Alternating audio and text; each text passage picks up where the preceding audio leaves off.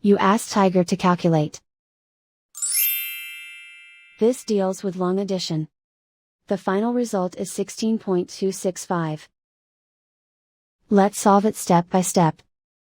Rewrite the numbers from top to bottom, aligned by their place values. Put zeros in the blank number places. Add up the digits in each column, from right to left.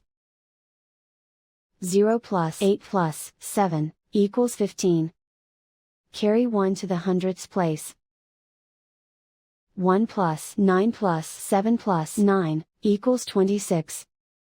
Carry 2 to the tenths place. 2 plus 1 plus 0 plus 9 equals 12. Carry 1 to the ones place. 1 plus 2 plus 3 plus 0 equals 6. Write 1 in the tens place. And so the final result is 16.265.